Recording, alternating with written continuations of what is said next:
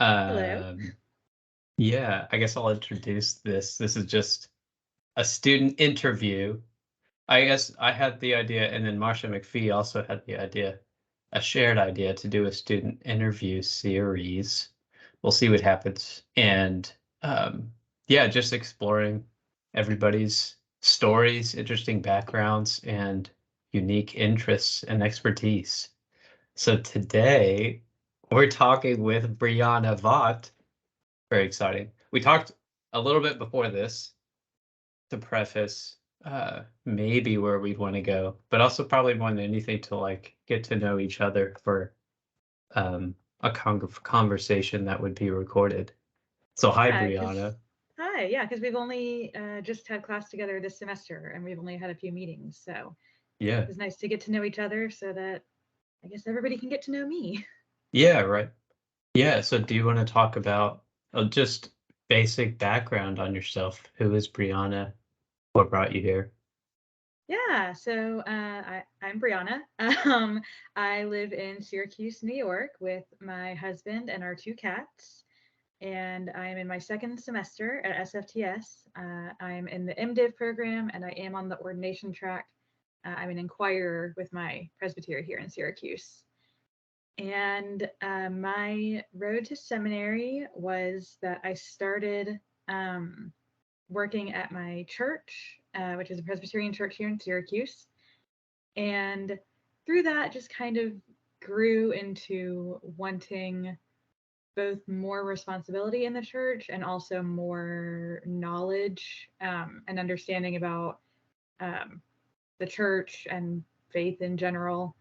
And that led to me uh, feeling like I should probably go to seminary and resisting that a little bit because I had never really planned to go back to grad school after I graduated with my undergrad degree, but eventually ended up here. And I'm really glad that I did.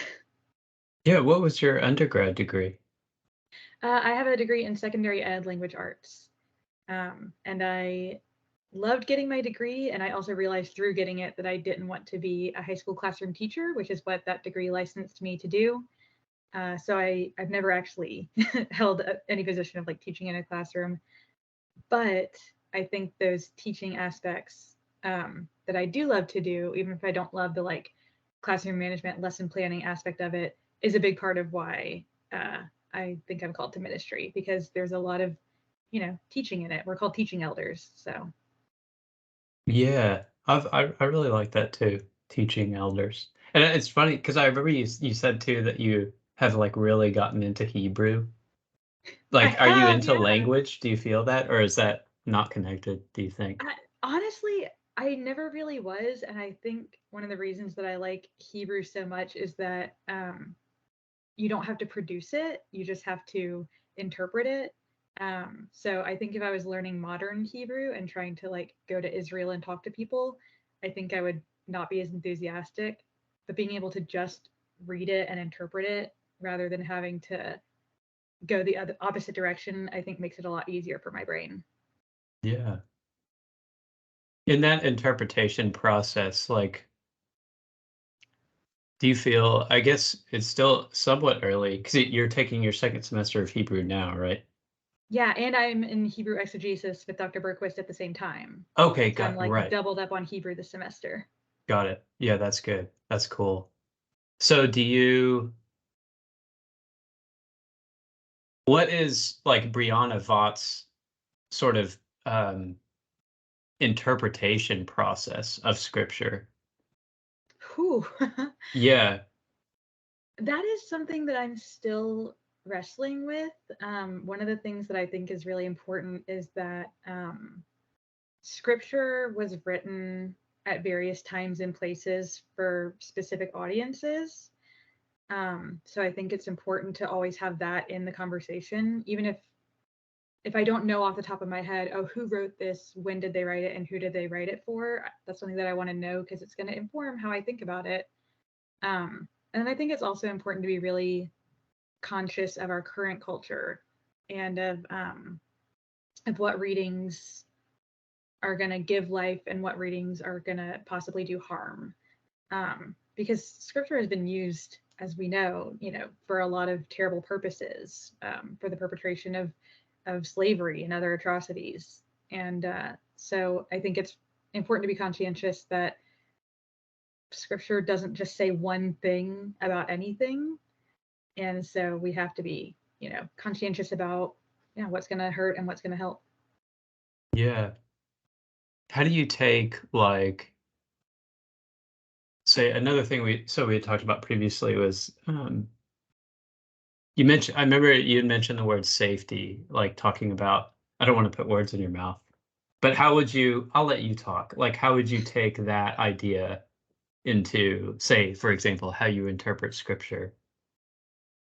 I think part of it is recognizing the difference between safety and comfort. I think that if you're reading scripture in a way that is discerning, and especially if you're reading it in community, you probably will be challenged. You probably will be made uncomfortable. I think that that's an important part of church, is that we're always kind of growing and stretching into who we can be. And growing and stretching is not comfortable.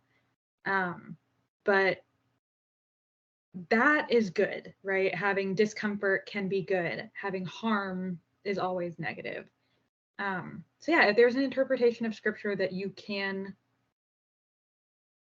read it one way and that can be really harmful, stigmatizing, especially to minoritized groups, don't do that, and that's done a lot in lots of different Christian churches, and it doesn't have to be that way.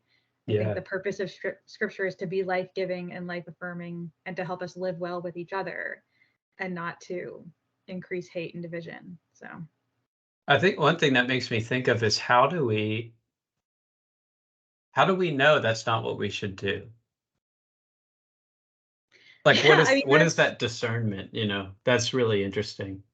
and that's a really hard thing, and that's something that I'm dealing with a lot, because I feel like right now I've kind of whittled myself down to starting with Jesus and his words specifically, and using that to be a lens for everything else, because Jesus is all about helping the marginalized, and not just helping but being proximate to and having relationship with the marginalized, and is all about ending systems of oppression, and just it's so cheesy, but Jesus is just about love. And I think that if you start with that as your base, then there are probably wrong paths that you could go down, but I think you're off to a much better start. Yeah. I like that you said, like, it sounds cheesy, because I know I've always found that interesting. Like, why is that cheesy? Like, what are we referring to as cheesy, and then why is it, say, um, I think in popular culture, for example, um, I don't know. I think it's just connected. Like even in movies, the villains always look really cool. And not that the good guys can't look cool. They do. There are definitely good guys that do. But like a lot of times, I think of like the Batman's Joker or something. Like there's something about that, this like real darkness, that there's like an infatuation there. Whereas love, and like not cheesy love, say like real love, true love, and true acceptance and equity and things like that, like they're not um they're not sexy, they're not like really attractive, for not, well, maybe to a certain kind of person. I can't speak for everyone, but yeah, that's, I think is really, it's really curious. So how do you sort of, like you mentioned, safe but not, what was the word you used? Safe but not comfortable, yeah. Yeah. So how do you parse those two things? That's something that has been happening some in my congregation when we took on the Matthew 25 initiative, which it's a denomination-wide initiative. If you haven't heard of it, SFTS is also a part of Matthew 25. And you can choose from any of three emphases, which is building congregational vitality, eradicating systemic poverty, and dismantling structural racism. And we've chose congregational vitality and structural racism. And it's really uncomfortable dismantling structural racism, starting in I start in myself, and then I look to the institutions that I'm a part of, and then I look to the greater society that I'm a part of. And it's really uncomfortable to recognize the part that I play in racism, and the part that the place that racism holds in my church, as much as we don't want it to. But by being uncomfortable and addressing that and working to fix that, I am making it safer for someone else. It's way better for me to be uncomfortable than for somebody else to be harmed. I will take my discomfort every day for the rest of my life over anybody being harmed. That's really beautiful. It is. I think, well, and I think you're separating also, like, say, discomfort from, I don't know, like there are different kinds of pain. You could call that discomfort a form of pain, but it's a very, very different kind of pain. Like you used the word harm before, it's not harmful in a sense. Well, it's definitely not harmful, I'd say. It's like growing pains, right? Or something to that effect. It is. It's like if you want to learn how to do the splits, you're going to have to stretch past where it's comfortable, and you're going to have to keep doing that until you can do the splits. I imagine. I've never been able to do the splits. Yeah. But it's a good growing, like you said, it's a good growing hurt and not a damaging, traumatizing even hurt. I mean, one thing we talked about on Monday is, the church,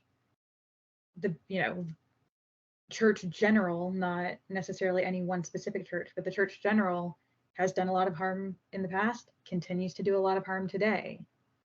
And, part of going into ministry is taking on the responsibility of trying to minimize that harm and hopefully be a place of healing for people who have experienced that harm. Yeah. Seminary feels like a lot of that, a lot of trying to do, like, progressing towards doing the splits. It does. Like, so like for you, what do you hold on to through the discomfort, and what guides you?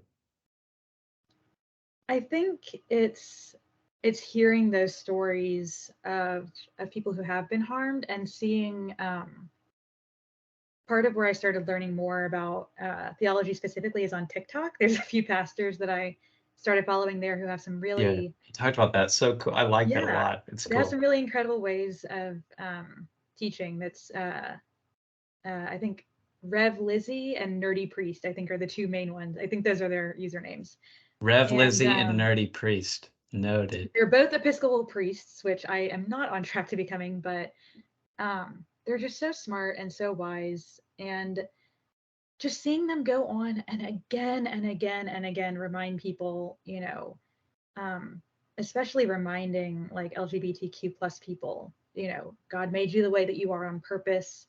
God doesn't hate you. You're not wrong.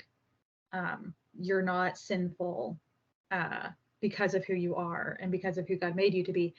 And doing those reminders again and again, because every day people come onto their pages saying that they don't feel that way, that they feel broken and wrong and hated and outcast. And so it takes a lot of voices to bring in those reminders that, that that's not true, and that there is truth and there is love and belonging and acceptance. So not that I will necessarily be a different voice than those, but to have as many voices preaching love as there are preaching hate. Yeah. Well, I know, yes. One thing in that I think of is say the other side of, like, politically, the other side of the aisle, the people who say are vehemently against, LGBTQ people and so on. I think how do you think we guide those people as well? Because you sort of, how do you guide both the oppressed and the oppressors, the victims and the victimizers? I asked that exact same question in my final essay for Dr. Farley last semester All right. in orientation. I don't know yet. I mean, there's being a model, there's being an example, there's pointing to the places in scripture where people are loved and affirmed, and love is, the basis of everything. But I don't know. I mean, that's something that I don't know that I'll ever find the answer to, but I hope that I gain more wisdom through seminary and through mentors and things like that. But I don't know how to welcome the oppressed and the oppressor. And, and that's something I'm so inspired by Dr. Farley, talking about radical hospitality. And I can feel the limits of my own hospitality. And I, just have to keep working. I mean, I have to grow in that direction too. That's so cool. I mean, I think it's really mature to even, I mean, it's mature to even say you have limits and then, sort of honestly speak about them and where they are. That's really, really cool.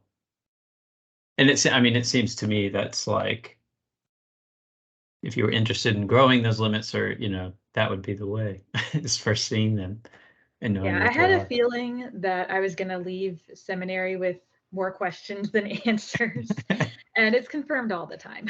Yeah, right. Good questions, though, questions. Yeah, Yeah, something to yeah, think about, and to, to just try. yeah.